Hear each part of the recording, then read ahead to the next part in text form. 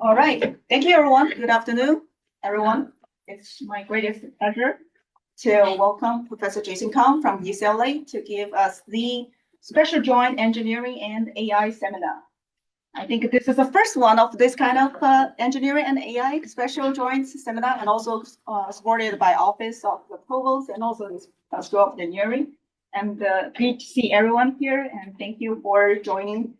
And let me give a very quick introduction about Professor Cong. I have so many words to say, and but I have to keep it short and then leave this stage for Jason. So Professor Jason Cong is the Lugano Chair for Engineering Excellence Professor at the UCLA Computer Science Department and the former department chair, with joint appointment from the Electrical and the Computer Engineering Department. And he's the director of Center for Domain-Specific Computing, CDSC, and the director of the VLSI Architecture, Synthesis, and Technology VAST Lab. Dr. Kong's research interests include novel architectures and the compilation for customized computing, synthesis of VLSI circuits and systems, and quantum computing. So feel free to discuss with Professor Cong for quantum and VLSI together after this event. And he has over 600 publications in this area, including 20 Best Paper Awards.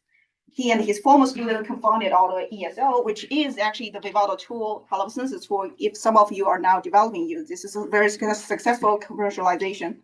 And he's also the member of the National Academy of Engineering, the American Academy of Arts and Science, and a fellow of ACM, IEEE, and the National Academy of Inventors. He's the recipient of the University Research Award, EAA Achievement Award, and also IEEE Robot Noise Medal for fundamental contributions to electronic design automation and FPGA design methods in 2022. The Phil Kaufman Award in 2024, it has recognition in EA, and also ACM Chuck Decker Breakthrough Award in 2025 for fundamental contributions to the design and automation of field programmable systems and customized computing. With that saying, let's welcome Professor Cong.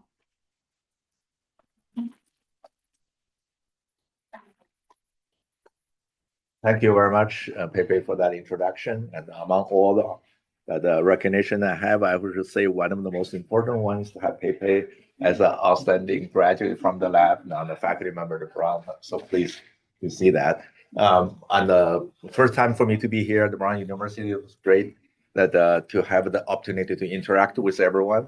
So there's a number of things in our lab. I picked this topic just because there's a lot of interest in the AI in general and also chip designs, right? So of course, we all know there's a lot of exciting progress towards AGI. This is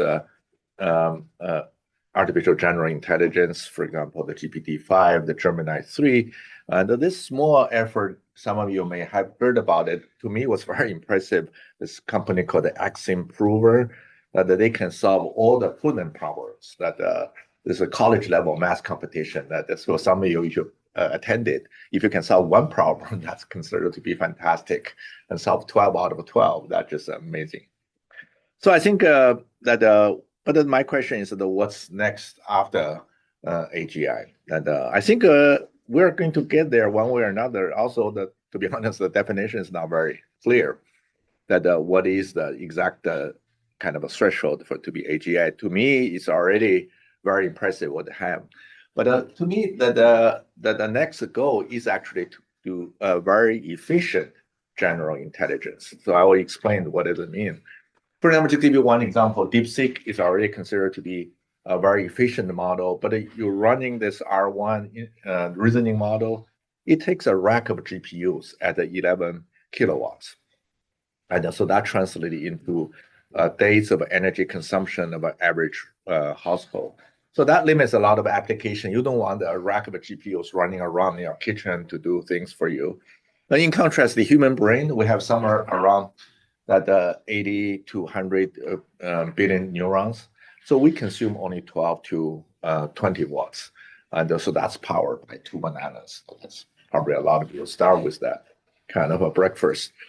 In fact, my neuroscience friends corrected me saying, no, it's not the 80 or 100 neurons. The one responsible for intelligence in the cerebral cortex is only about 16 billion neurons.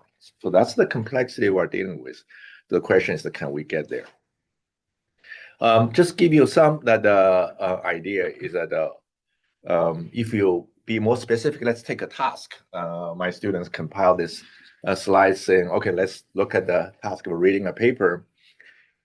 So it's about half an hour, takes, assuming human takes 12 watts. And so that's about it's about 1 joule per token. And DeepSeek in relative doing the same task is super fast. It read it in 30 seconds, but remember consume a lot more power. So that becomes that 18 the joule per token. If you take a big llama model, that open source at that time was what we can find out. It's about the same speed, but actually it's more power efficient. That slightly smaller in the model size, and that's actually about the 7 joule per token. You can take a very tiny model. The llama give you a family of models, so you can get down to, let's say, a 3 billion model. So that takes 1.5 minutes because you run it on a single GPU now, because all others run it on a rack of GPUs. So this give you 0.42 joule per token. You say, oh, this is actually better than human in terms of efficiency, right? But if you look at the qualification scores, the quality scores, human, you cannot really judge this is perfect. And for others, let's say you do questions and the answer, there's a benchmark to measure how well you do. So the large models in the order of 25, but the small model is 20. So you lost 20% or 25% of quality. So now the question is that can we get back to these large models and without losing the quality? Just that's, for example, one goal we want to achieve.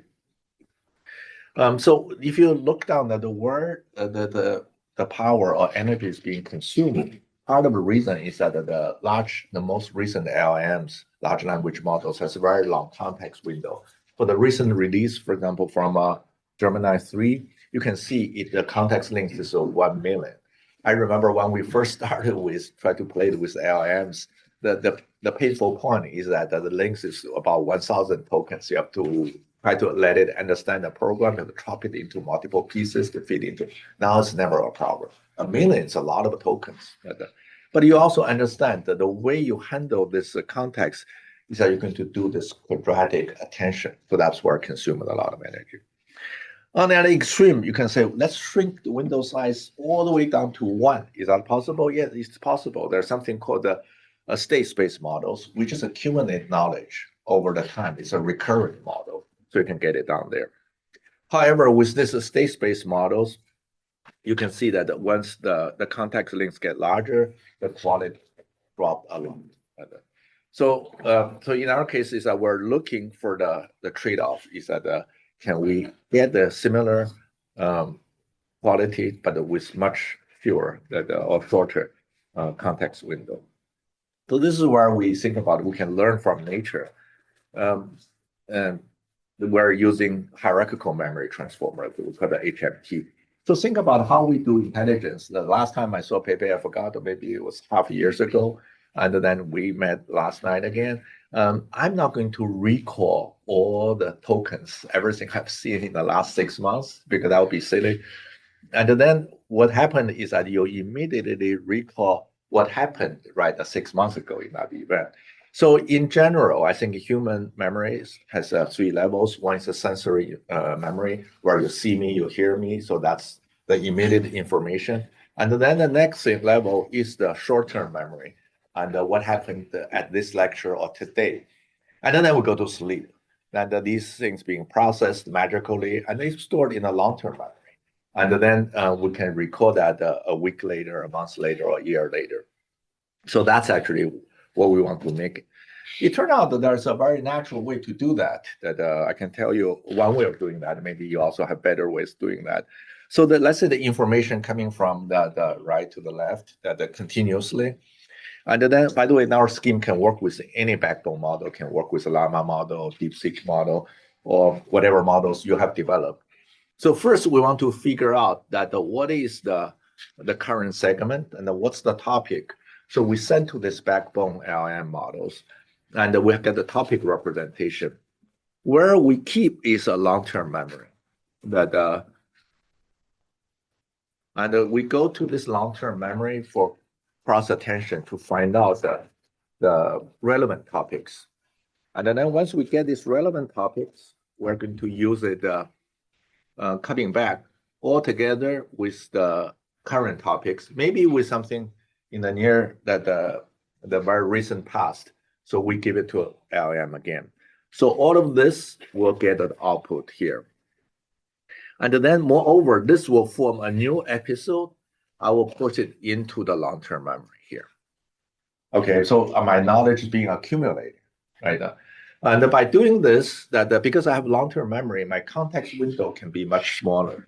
So you may wonder how much can you store in a long-term memory? Even you just use the GPU L2 cache, you can store about 2,000 to 3,000. And then if you use HBM, which is external memory on the GPU card, that's about 5 million. And if you use SSD, the solid state memory, which you have in the iPhone or the iPad, so that's actually goes to tens of a million. But the thing about tens of a million, that's actually 32 billion. That's actually more than all the tokens you have seen in your lifetime. So that's actually a very powerful model. You start doing that. So this gives us some fantastic result. For example, we cannot train very, very large models at the universities. So, but we did look at like a GPT-5, 3.5. That's a 20 billion model. And then you have a 16,000 context lengths. And then we start with HMT, hierarchical memory transformer, with a 3 billion model. We coupled it with 3 billion model. We only use 512, that context size. That we're back to 3 years ago. That's when the GPT first came out. But if you look at the summarization score and the question answer scores, for example, this one was so much better, this one was losing, right? So, but the saving is significant, 7x in memory size, and then power assumption is 2x. And then if you go down to a tiny model, 7 is not that small, the 7 billion, and which is used at the edge devices a lot, phones and robots. And then we can really use a tiny model, only 350 million, coupled with hierarchical memory. So you got 4K contact links. We reduce it to 1K contact links. So you can see we have better summarization score. We have much better question answer scores. This is 20x reduction on the memory, and then the 3 or 4x the improvement on energy efficiency. So that's one example saying that how can we kind of innovate, right, to improve that. So long-term memory help a lot. So if you add this one, now we are at the 0.14 joule per token. Now we are better than human by almost 5x or 7x. But we don't stop here. This is where else can we further improve the efficiency? Obviously, the idea is that can we come up with customized hardware instead of just running on GPUs the general purpose. So now we have HMT. That the first thing we have is to put HMT on for example, on the FPGA. A lot of things we're experimenting on FPGAs first, field programmable gate arrays. That's something you can program in your office on your desk. And then get the result, and then next day or next week. And to do ASIC, you have to wait for 12 months to 18 months to come back. And at that time, model has changed a lot. You can see we're coming up with these new ideas all the time. To do HMT is not difficult. It only takes about 7% or so resources that lookup tables memories. So because it's actually add-on module to a backbone model. The challenge is that the what backbone model, you take DeepSeek, you take Llama, to implement that's actually very challenging. Give you some sense. My group was probably arguably the first who had the deep learning on the FPGA. And this paper was published 2015, it was like 11 years ago, selected now as the FPGA Reconfigured Computing Hall of Fame papers with 3,000 citations. Because on the FPGA, so we're a year or two earlier than the Google TPUs, for example. However, that if you look at it, it's about 1 gigaops, not 1 to 2 gigaops of a computation. But coming to a Llama model, even you have a small Llama model like 1 to 2 billion parameters, we're talking about the 5 teraops operation. So that's a lot. And more importantly is that the memory here is at the hundreds of megabytes. This is actually that several gigabytes. And so that's nevertheless that the expectation is still the same. We want you to, once we ask a question, we want to see the answers in a couple of seconds, right? So that's very demanding. So the latency for the time to first token maybe is less than 3 minutes. That's what we can tolerate. And then we wanted to have hundreds of tokens, tens or hundreds of tokens produced per second. So that how the basic speed we can read. You want to match that. So that's the challenge. So there's a number of techniques that we're using, but let me show you 2, given the limited time I have. One, obviously, is the quantization, that you don't need to start from the 16-bit floating point, or that they have the, or even 8-bit. We want to do very aggressive quantization because you want it to fit on the user on-chip data as much as possible. The problem is that if you just, for example, you're from FP32 down to 4-bit of integer, even you do quantization over training, that's called the QAT. There's a recent publication that this PPL increased a lot from 9 to 76. So that's not acceptable. That's too much of a loss. Why is that? Because this problem is well known that in the research community, most of the parameters you can quantize very easily. And then there's a few channels, which somehow is very important. They're very sensitive to the error. That if you truncate, that the result deteriorates very significantly. It turned out there's a very clever method coming from Meta. They do a rotation in the input space, basically equivalent to apply a Hadamard matrix. So you change that, you smooth out all the things so that all these sort of significant channels get mixed with others. So things that get even out a lot. From there, we can do transformation. So what does it mean that to do that is that we can do a rotation matrix at the input. And of course, when you get the result, eventually you have to do a rotation matrix at the output. Once you get the rotation matrix at the input, and all each layers, when you compute the key, query, attention, all of those get affected. But this rotation matrix, you can learn it ahead of time so that all of these rotation can just be propagated, and then we can pre-compute it. The weight matrix, all of those get adjusted. So we can get that. And at the very end, of course, we have to apply another rotation matrix to get back to the result we have. So that's actually the scheme we have. So that's where we have this rotation inverse, right, to come back. And then through some clever optimization, we'll show all these can be absorbed in the computation. So really give us no additional computation. We can get to exactly what we have. And so at the end, we get to something very close to original. And instead of a 9, we'll get 13. Of course, there's still a gap. So that's actually, and then with FPGA quantization, so we'll get 12. So that's actually give us a quite satisfactory output. Remember, this PPL is just a statistical measurement. It's not saying it's an absolute value you have to hit. It's that you have to get to a reasonable distribution. You can answer questions.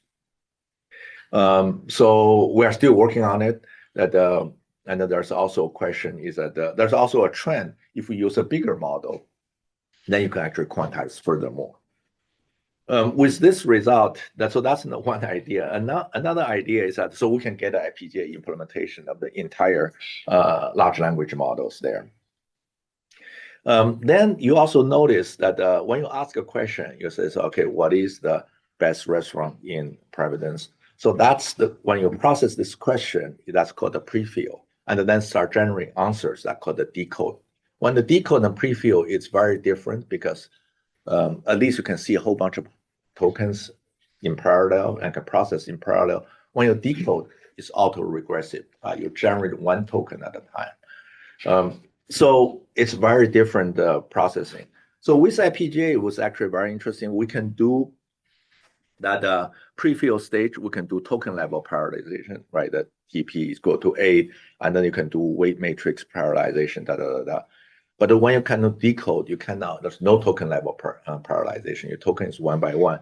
So we basically need another chip where we do block level, because each token comes in that, remember you have multiple channels to process that.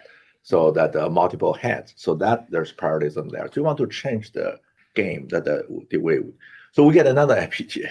Then how do you do it? But with FPGA, that's the beauty, right? So you do a reconfiguration. After the field, you change it. It says, how long does it take to do reconfiguration? It's actually not very fast.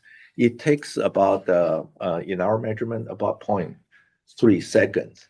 But it's a one-time penalty.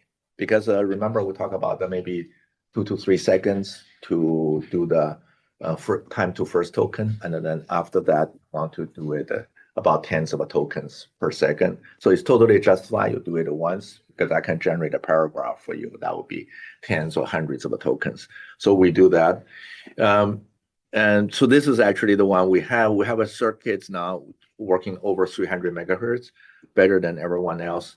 So it's quite amazing that we were using a rather old FPGA at the 60 nanometer. You compare to that 100 from NVIDIA, that's at the 7 nanometer. So there's a 2-generation gap. And this FPGA is 1.3x faster end-to-end. And then that 1.6x higher throughput, and then almost 4x better energy efficiency. So we are getting there. And then remember that the HMT that is take a small amount of resources. So we integrate that, then that will be actually many x faster than the GPUs. But to be fair, the GPU can adopt the HMT scheme as well, right? So that we did not make that kind of comparison, but just looking the raw backbone.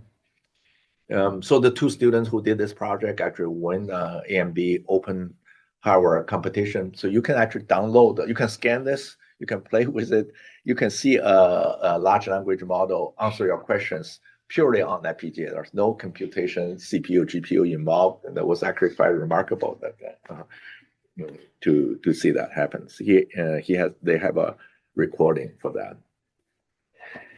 So that's a success. Another way to think about is that we talk about the quantization down to 4-bit. How many of you think we can go down further? How many of you think we can go down to 2 bits? Okay. How many of you think I can get 1 bit? Okay, some students are very optimistic. How many of you think we can get down to less than 1 bit? Oh, okay, we still see hands. That's fantastic. Okay, great. So can we do more aggressive quantization? For a while, I thought that 4-bit was quite limited until I visited MSRA, Microsoft Research Asia. I was on the advisory board for almost 10 years. And I got very excited by this idea, is that we can actually go down to less than 1 bit that through a technique called the vector quantization. How do you do that? Let me just explain to you very briefly. Let's say you have all these, this could be the input that in terms of vectors, right? You have tokens that this is a very poor example that each one has 2 components, and then you have 8 tokens. Then you can do a k-mean clustering. It says, in fact, in the high-dimensional space, they are very similar. You can represent it by 4 vectors, right? 8 to 4. But in practice, it will be 16 that maybe 2, right, 4 or something, the much higher reduction. You have this 4, and then this 4, we create a code book. We give them name. This is code 0, 1, 2, 3. And then when you represent all these, then of course, you do not represent it in terms of values, you represent it in the positions in the code book. So that's why each vector that become 2 bits, 0, 1, or 2, or 3. So now at least I give you a solution, and it's 1 bit, right? Because I have 2 elements that the vector is encoded into a bit. But in practice, it could be a 8-bit of the vector, right? And then you can actually do more compression. So that's actually how you get it. But that's just one idea. However, we find out if you also do that the same thing with the weight matrix, and you can encode the weight matrix using a discrete set of vectors. Now what happens? So if you can quantize both weight and the input, then I know the computation ahead of time. So I can create a gigantic lookup table. It's just like when we are in elementary school, if a teacher asks you what's 6 times 9, you can take your pencil paper to work it out, or you can just memorize from your multiplication table. Here is that I have a gigantic multiplication table of all these dot products between the vector representation of the columns and the vector representation of the input, vector representation of the also the weights. So then I do that's table lookup. I don't do computation anymore. And then from there, I get the output. So you can say, what's the advantage? The advantage is that if you start reading variables from the on-chip memory, even on-chip memory, you do a multiplication, you do addition, that takes you almost 10 picojoule per second. And then if I just do table lookup, it's about the 3 or 4 picojoule per second. So that's another 2 to 3x reduction. And then that's very natural. Which devices has a lot of memories? GPU actually is very powerful in computation, but that if you talk about the memory, on-chip memory, FPGA has a lot of on-chip memories. First, they have the BRAMs, URAMs, and also remember FPGA, the way it does computation is also by table lookup, right? So that's all the combinatorial logic I implement in lookup table. So there's a lot of on-chip memories. We do that. So based on that, we published a paper, a lot LLM, will be presented the next month at the FCCM conference in Atlanta. I hope some of you will be there. So we use a 2D lookup table based implementation. This is done on a 7 nanometer FPGA now because this is most recent work. So you can see now we are 3.3x faster than NVIDIA 210. 210 is not a very advanced GPU, but to make the comparison fair, it's all on 7 nanometer. And the NVIDIA, the GPU is also on 7 nanometer, we're 1.3x faster, and then we're 4x better than energy efficiency. So this is actually on a much larger model. It's a Quinn 7 billion model. But not only that, this is actually, we're very excited about this result because moving forward, a lot of people talk about the Moore's law has ended or it's close to the end.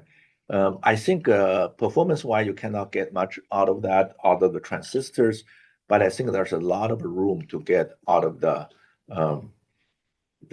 memories. For example, this is a publication come out TSMC last year, the 1T1C embedded DRAMs on chip. So with that kind of a technology, we can get about 64 megabit per millimeter square. Okay, stacked on top of 3D. That if you can do that, and if you can scale, we are not responsible for that. So we rely on our industry partner to do that. But we always look at that ahead, that what is coming, what is possible, and then we can have about 3.2 gigabyte of embedded DRAM on chip. So wow, if we can have that, then we can achieve that 3,000 tokens per second with lot LLM in that sense. So we'll be 10x faster than the H200 GPUs that US was talking about whether to export that or not to export that. So this is actually a single chip will be actually as powerful as this rack of the. So that's actually the potential you can get right out of that. So it will be actually, I think this kind of a memory-based models has a lot of potential to go.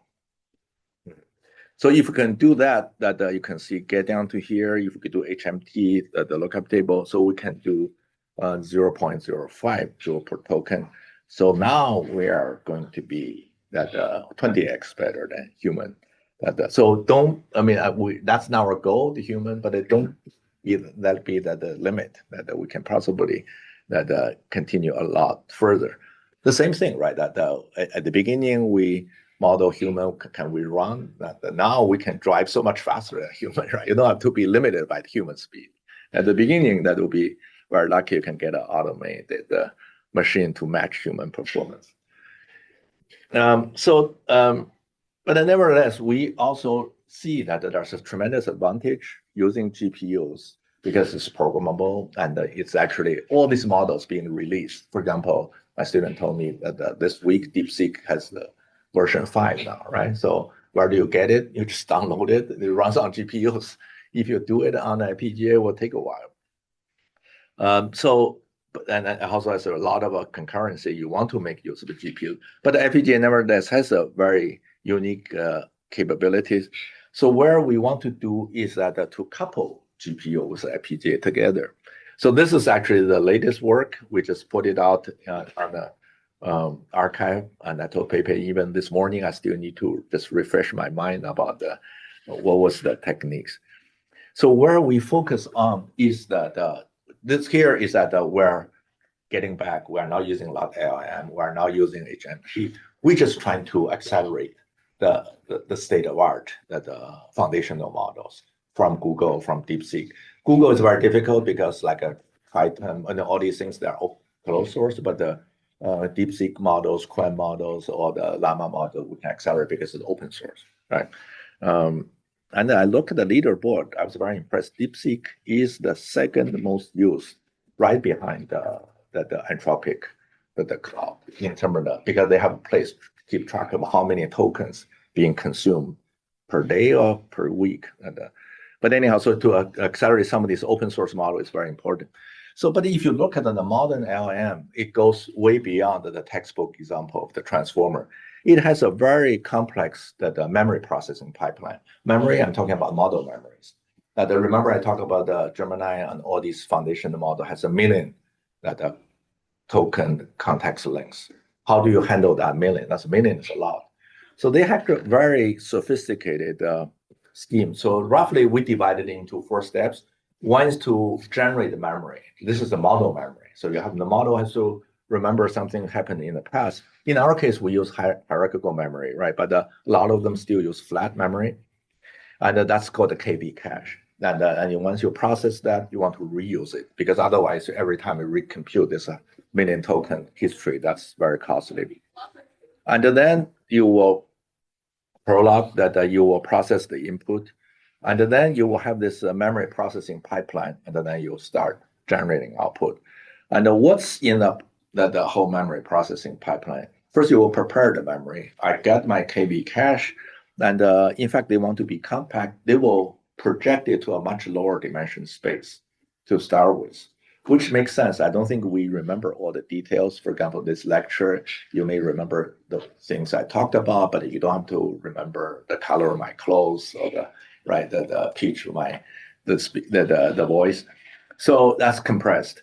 And then they will do the relevance checking. That you don't want to do attention with all 1 million tokens, and you will find out most. But you have to have a metric to calculate the relevance. And then you do a retrieval. Retrieval will be retrieve the top K, the most useful relevant tokens, either from this KB cache, or you can even go to outside world, to external knowledge to do that. And then you get this subset of tokens, you do that attention. So among this, what is good at the CPU? What is good at GPU? What is good at the FPGA? Can someone guess?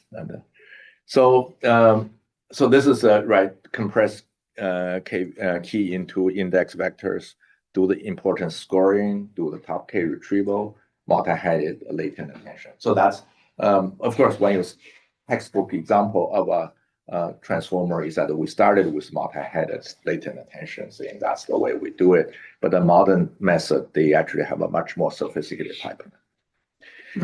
So we don't want to guess which one is good at FPGA, which one is good for the GPU. The key metrics you have to keep in mind is called computational intensity.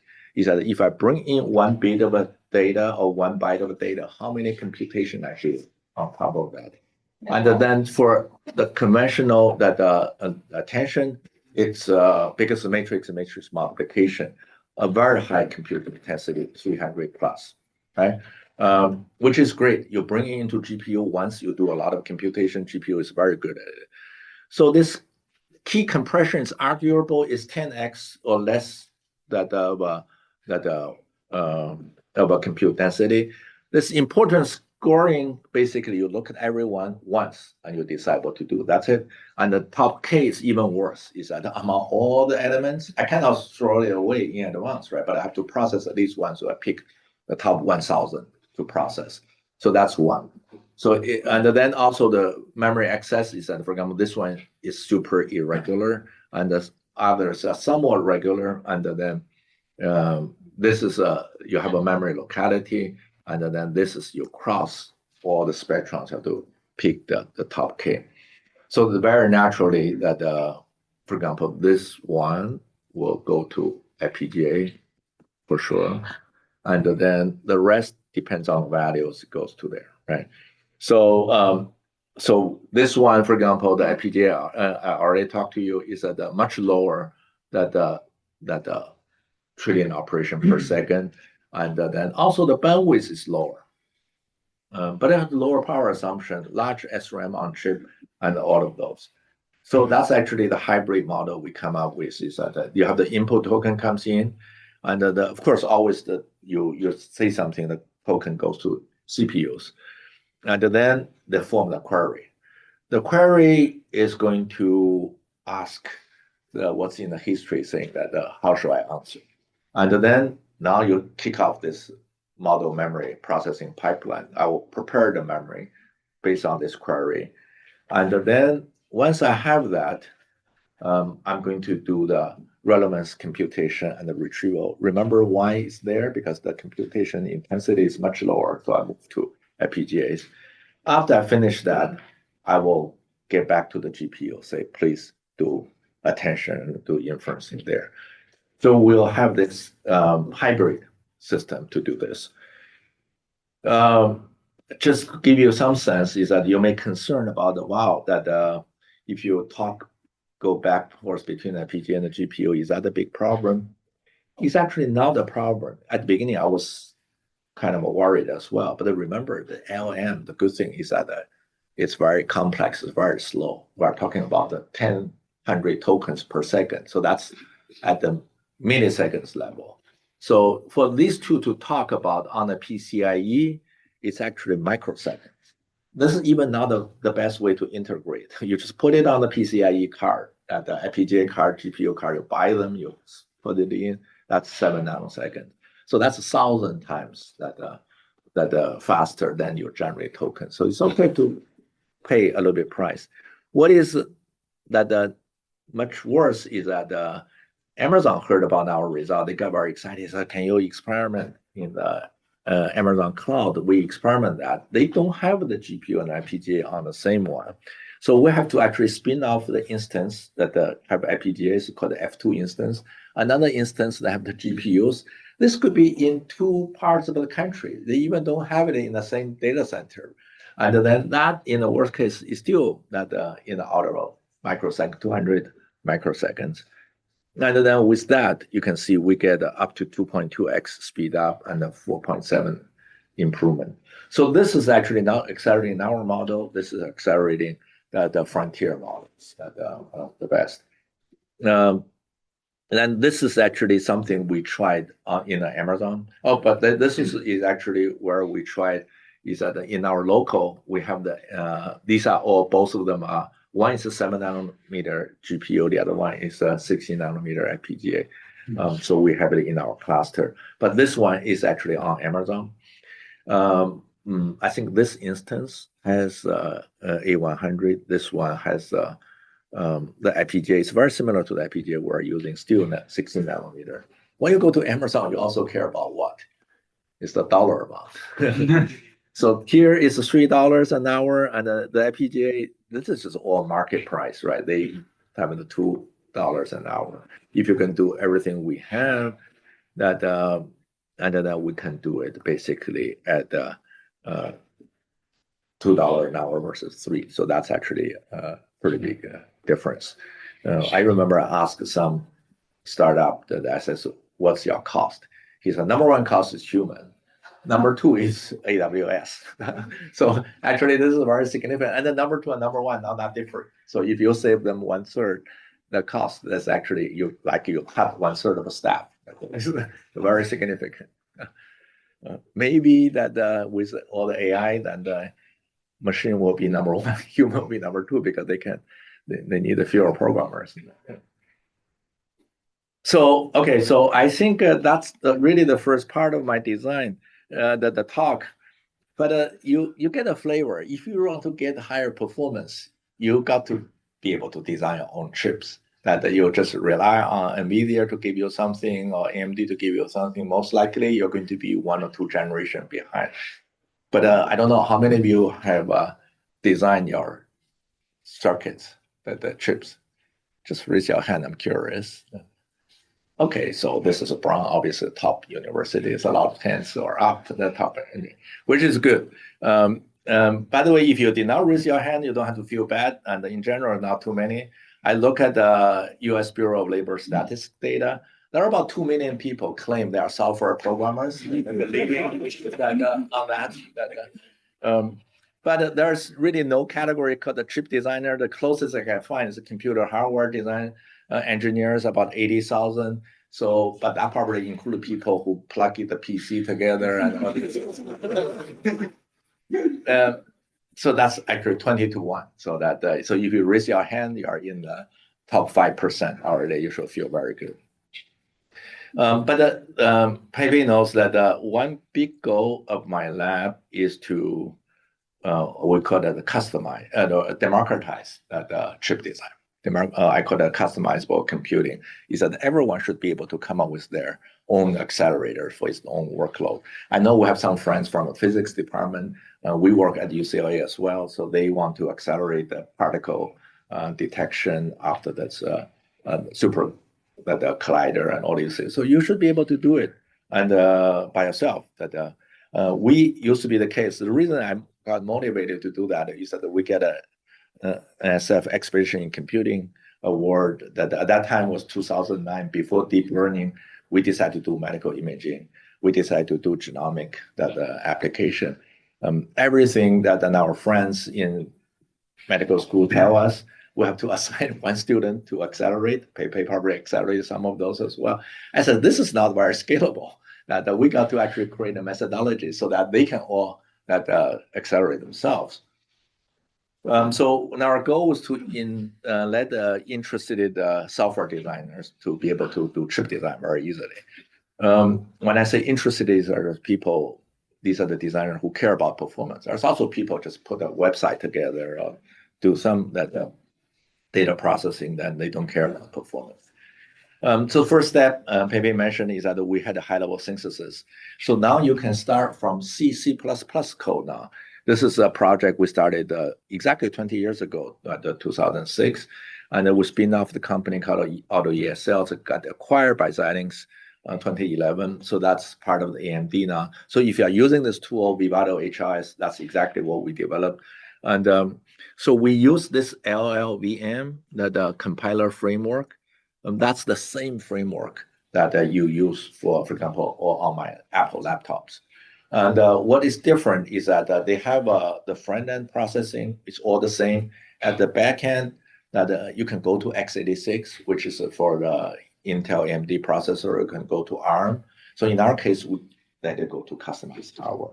From there, we start doing, for example, behavior synthesis. You do scheduling, resource allocation. We generate now the assembly code. We generate the RTL code for FPGA for ASIC.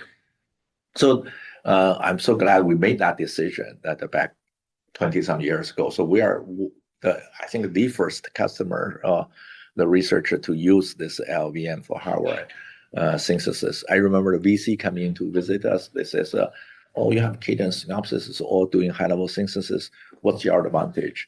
We look at him and says, look, if you see at any particular time, there's 20 engineers from Apple working for us. They're checking in code, check out code, that the LLVM. That's something we leverage. At that time, everyone was using closed source, the compiler front end. So at least that's one advantage we have, right? Of course, we have a whole bunch of algorithms allow us to get a much more optimized design.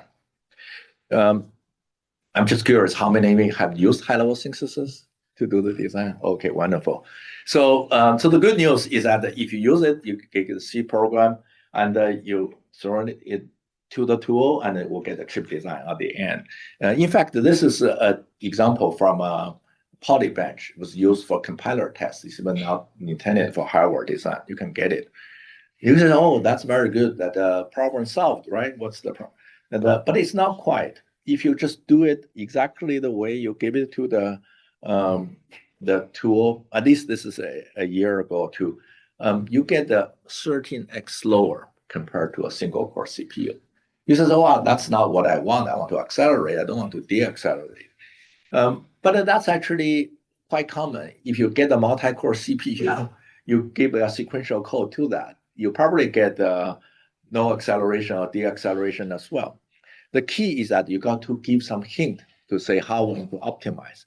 So all you need to do is to add these pragmas that which is very common. For example, if some of you have written parallel programs using OpenMP, it's the same idea. In fact, we got inspired there. Is that you add a pragma saying, I want to accel, and this loop got to be pipeline, and then this loop should be parallel, and then this loop should be parallel as well. And you can even give a parallelization factor, right? Once you have that, it's a day and night difference. We are 122x faster instead of 13x slower.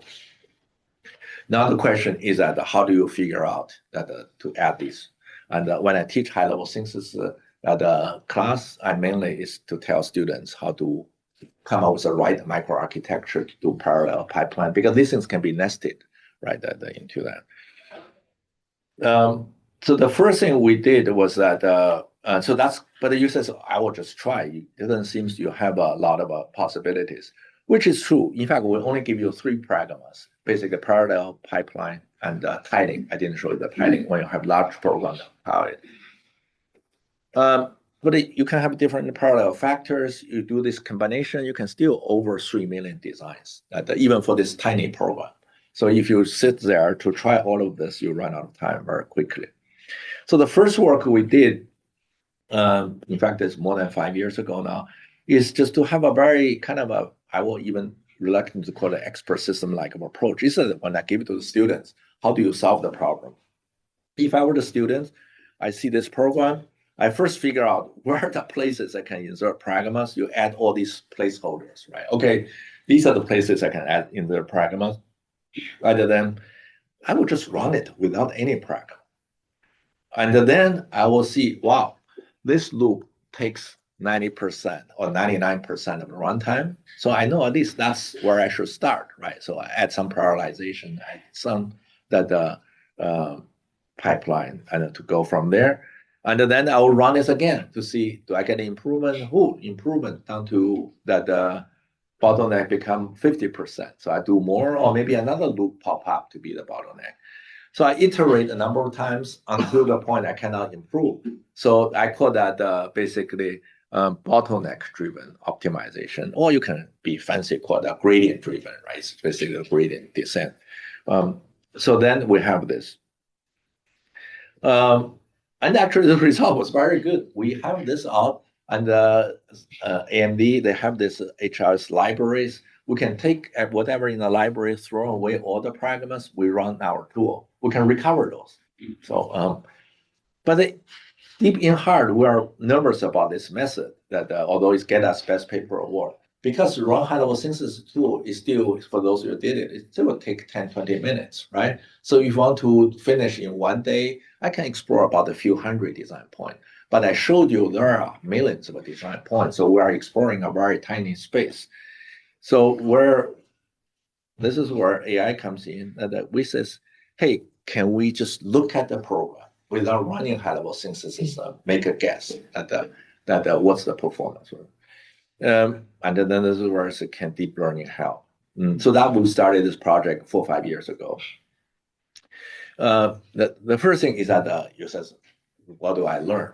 But remember, I have this auto DSE, which can do the search. So that turned out to be, at the beginning, we just care about the very last result we get.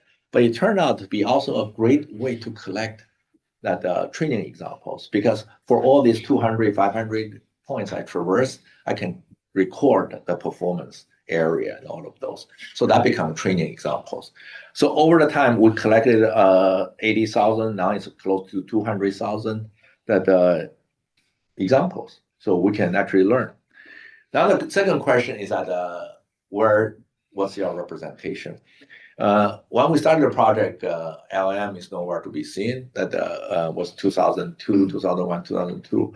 But even with LLM, I still argue is that you could give the program, but I know how we did high-level synthesis. It's much better to start with a graph, the control data flow diagram. Basically says that here's the input, here's the output, and then how you iterate. Because all our high-level synthesis decisions, scheduling, resource allocation, all of those was done on the graph. We don't look at the original sequence. Remember, we used LLVM.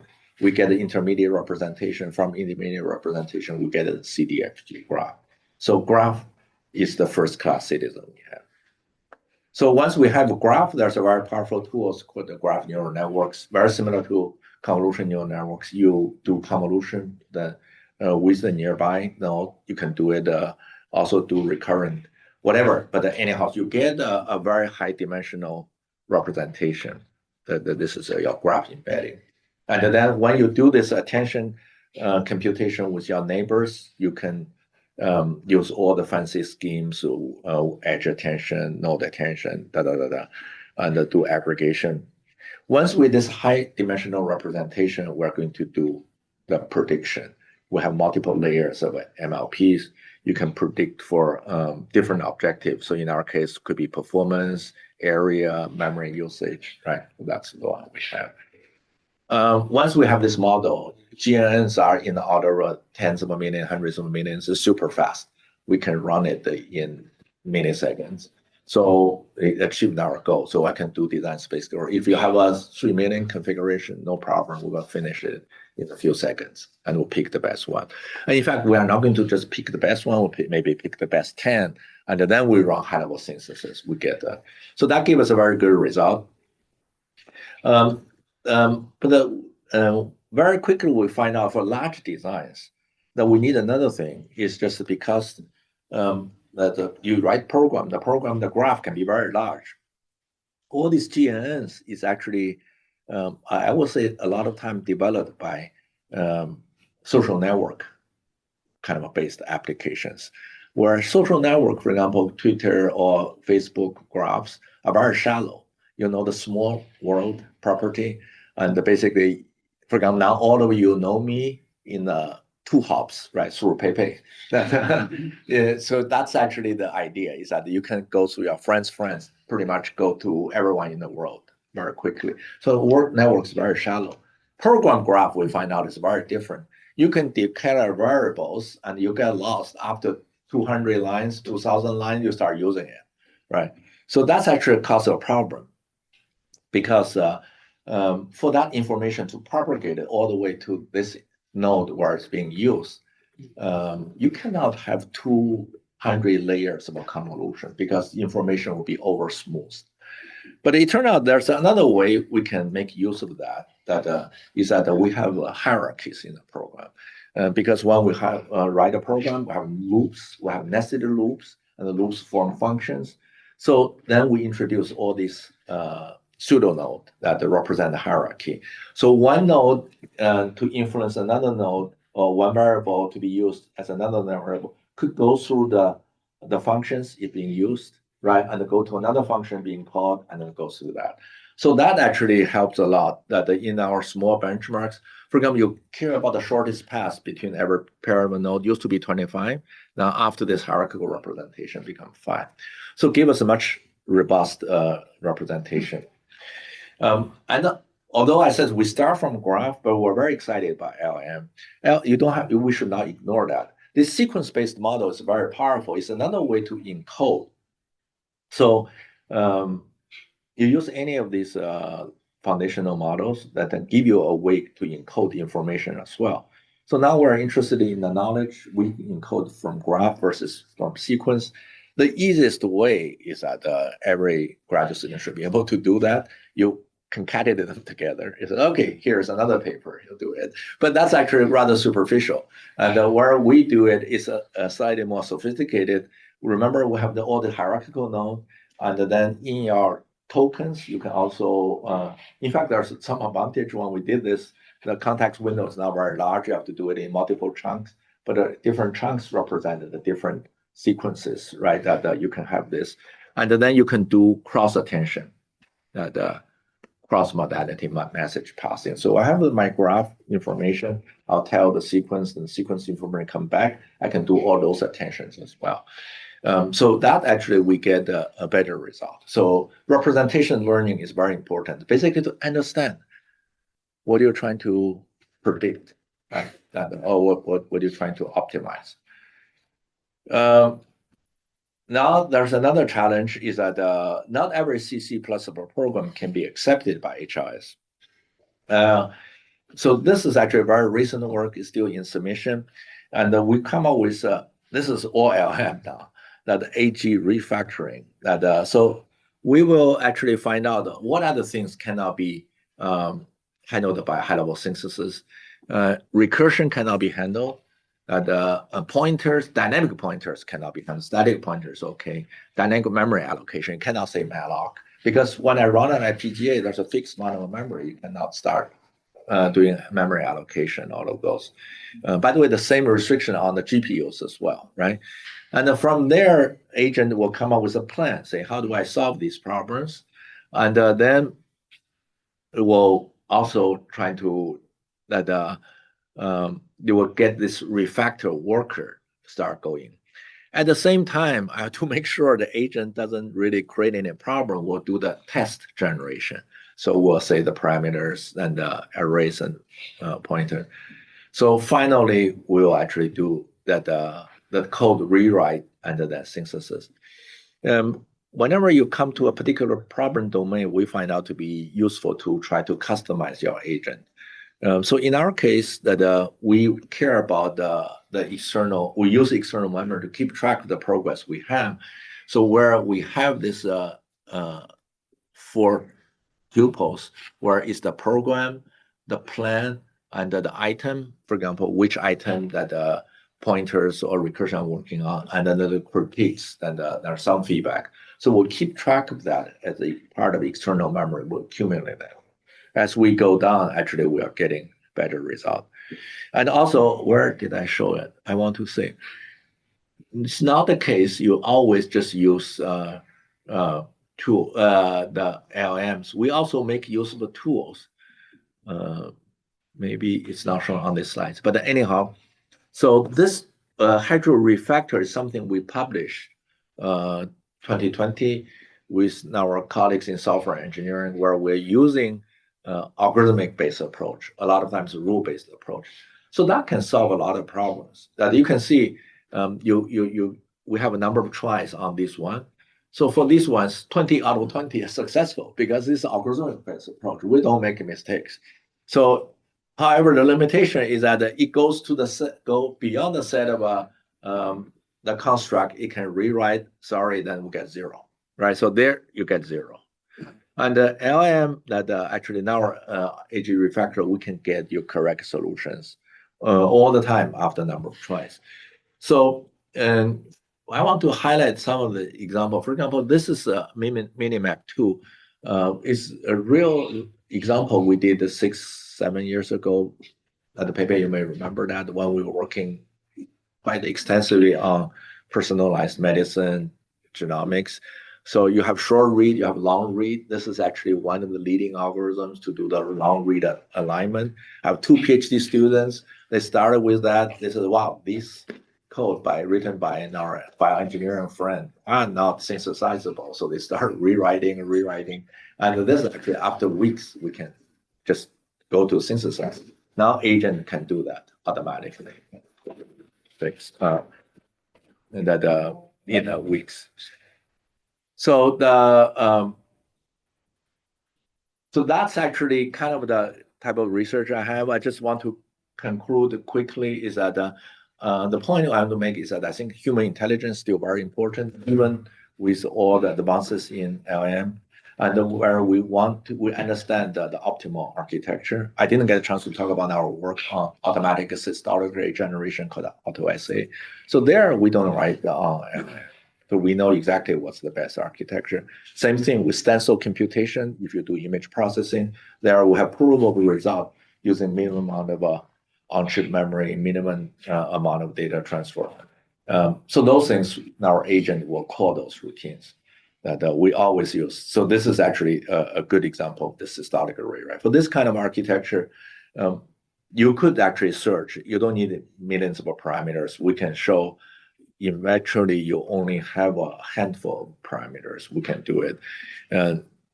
But also something like a systolic array, the polyhedral model where you do query, you do key, you do attention, and then you could continue, you do value computation, do projection in the whole LLM. So this type of structure, I call that the polyhedral data flow. Today, now we know how to optimize using nonlinear programming, using mathematical techniques that we get you best possible result. You start with like a naive solution, 0.25 gigaops, and after streaming, tiling, and all of those, we can get to, oh, I forgot to write down the number, hundreds of gigaops on that here. So this is actually in our flow, is that we will start from user application. This refactoring will make sure your code can be synthesized, and then we have the chip composer will do the source-to-source transformation, and also we're calling different tools, which we have the best practice, and we'll do performance debugging, and then finally we do the code verification. So that's kind of the whole level. We already have some very interesting results. For example, these 5 data sets we have compared to all these state-of-art algorithms, where either to be able to reproduce it or getting very, very competitive result. So that's kind of the a very quick overview of the ongoing work. But I just want to conclude, I think this is a very exciting time to work on AGI. A lot of people are working on AGI. You should continue to do that. It's also very exciting. But for me, I think the next challenge is really to make these models usable, right? Human-like efficiency. So I showed you some examples: hierarchical memory transformer, lookup-table based LLM, and fine-grained disaggregation. I think carefully engineered AI ML models can help chip design automation. So we are very proud of our work on high-level synthesis. We really want to just bring it to the next level. You write any Python programs, PyTorch program can generate chip for you. That's it.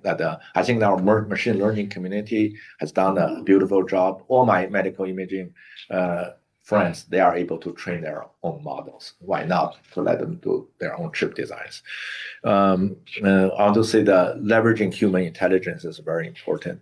All these studies we have in the past should not be wasted. They should be embedded in this design process. So that's where we are focusing on agentic system. We can couple all of this knowledge together. So with that, I want to conclude. I want to acknowledge the generation of the students and the postdocs who did this. I highlighted Professor Yi-Jo Sun. She's our machine learning expert and leading researcher in graph neural networks and many other things. So we have a lot of them, our joint students collaboration. So with that, I will stop here.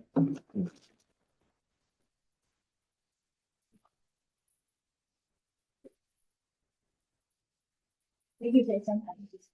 And I learned a lot. I'm taking notes. Hopefully you can, by the way, Jason will be here until 4:30. So you can feel free to send me a message if you want me to answer later. But I do think we have time for 2 questions. Sure. Thank you so much for the great talk. And there are so many amazing results. I'm very interested in the UT LLM as it defines the large language model and probably the future AI in a perspective of hardware, which shifting the traditional computation paradigm of measure multiply to lookup table. So this is very efficient. As it's LUT based, so it requires on-chip resources. For example, the LAS or the on-chip RAM. So I was wondering, what's the requirement for accommodating the large models? For example, from 3D to current, I think you are working on 30D model. What's the requirement of the on-chip resources? And when scaling it out, will the gain compared to GPU even larger or greater? No, that's an excellent question. That I want to get back to we can do computation through memories. And by the way, that's also nature inspired. I don't think you and I are doing this trillion operation per second to generate next tokens all the time. That we must be doing something a lot more efficient. So that's actually what I'm thinking is that we're doing a lot of memory-based computation. So if you look at it today, on the modern GPUs, the FPGAs, they have in order hundreds of megabytes. So that's you can store some models, but it's not going to store all the models. By the way, the LLM, they have many layers, so that all the parameters. So you have 3 billion, you divide it by, let's say, 30 layers. Each one is 0.3, right? Or maybe it's 0.1. So each layer you can fit on that. That's actually the key. But what I want to show is this moving forward, and we are betting on this memory technology. As I said, the scaling to the point, I think all the excitement in the next decade, if you remember, to me, I think it will come in from a memory technology, not a whole lot coming from a basic compute, that the transistor technology, let's put it this way. So I'm betting on that. So there will be very dense memories and highly integrated with the compute. With that, I think we are very bullish that so we can do much bigger models that on chip. So if you get so in our case, we can project the 3.2 gigabyte of a memory. So that can be very substantial. So we can get frontier models fit on a single chip, and then it will also not overheat. Okay. So it may take some time to come, but nevertheless, it's our job to look forward to kind of a map out the path. Thank you so much. Yeah. We have an active project with Stanford, for example. They have gain cells with Georgia Tech. They have a back-of-the-line transistors. So there's a lot of alternatives people are exploring. I think one, hopefully, or several of them will pan out and give us the capabilities. Hi. Thank you for the great talk. I'm a physicist, so I'm of those people that want real-time inference. Right? So on slide 15, when you had the two FPGAs talking, right? One was the pre-fill architecture, the other the decoding one. So you said that the time that it takes for those two to talk is 0.3 seconds. So which is why it's 0.3 seconds? What's the limiting factor? Oh, why it's so slow? Well, slow for our, Yeah. Used to be much faster, but now that just because FPGA is getting bigger and bigger, so you have to load a complete bit stream to reconfigure everything. So this actually over the time is getting worse. So one way I started my career is in the order of milliseconds. This is exactly. Okay. That's what you remember, right? But over the time we measure that actually that's the time. But maybe this is somewhat conservative because we want to communicate to the reviewer, but the paper is still under submission, saying even under this rather pessimistic kind of estimation, that's the well, I think starting so AMD can easily improve this, but it will be non-trivial because you have these days tens of millions lookup tables, right? And then all of them need to be customized. And then the input to do customization are serialized because you don't want to take all your ports to do reconfiguration. So you want to be very port efficient. So you take a few, maybe I do not know the detail, maybe more than one, but it cannot be a lot more. The rest will be input output because you care that as well. How many channel of the data I can get in, right? So because of that, I just think to flush out all the FPGA with billions of bits is not trivial. And then once you go in, again, they'll be going in a linear shift register fashion. You don't want to have very complicated decoding scheme to write it to that. Because a lot of thinking is that you do this once, that per application, and then they were pushing it to the kind of in another direction. So you do several of these.